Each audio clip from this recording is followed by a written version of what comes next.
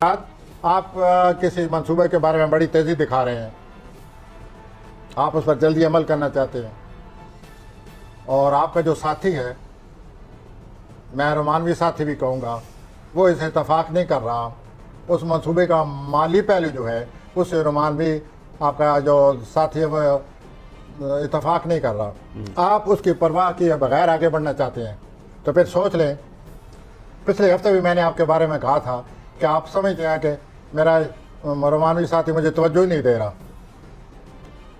तो आप अपने आप को सोचिए, इस मंसूबे के बारे में ज़रा ठंडे दिल से सोचें और रोमानवी साथी की बात सुने कि माली मामलात को बीच में आप समझें।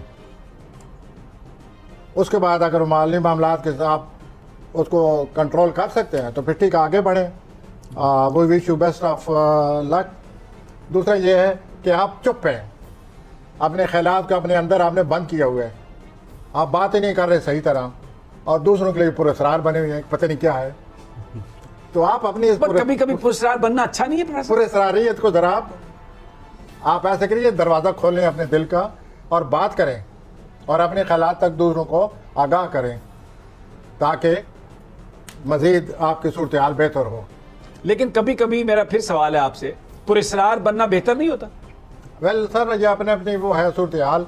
अब आपके उसके साथी पर मुनसर है कि वो कैसे रिएक्ट करता कि अगर वो इस चीज़ को कबूल करता है तो ओके, जब वो कबूल नहीं करता तो ये तल्लक कैसे चलेगा। तो इस हफ्ते यही हो रहा है कि उनके साथ वो अपनी बरमला बात करें, जो कुछ है बताएं। वो ऐसे लग रहा है कि पता नहीं क्या पुरस्कार चीज़ है जो बताई नहीं जा रही, और आप अपने जनाब ख्यालात में मगन हैं। ऐसा न करें, बल्कि पूरी तरह अपनी बात करें। और आपको आपके घर में खुशकिस्मती आई हुई है, आपकी ज़िंदगी में कितनी अच्छी बात है। आप दूसरों को भी शरीक करें, किसी की मदद करें, इस खुशकिस्मती की फ़ायदा उठाएं, अल्लाह ताला आपसे खुश हो जाएगा। आपकी कोई चीज़ खो गई है पिछले 3-4 हफ्तों में, कोई हालात सुस्त रहो थे, कोई चीज़ ऐसे इंतशार था, कोई चीज़ खो गई थी, वो 2 अक्टूबर को मिल जाएगी। अच्छा, तो यूँ आपका ये हफ्ता गुजरता नज़र आता है। अपनी बेचैनी पर काबू पाएँ। रोमानवी साथी के माली मामलात के जो वो आपको मशवरा देंगे उसको समझने की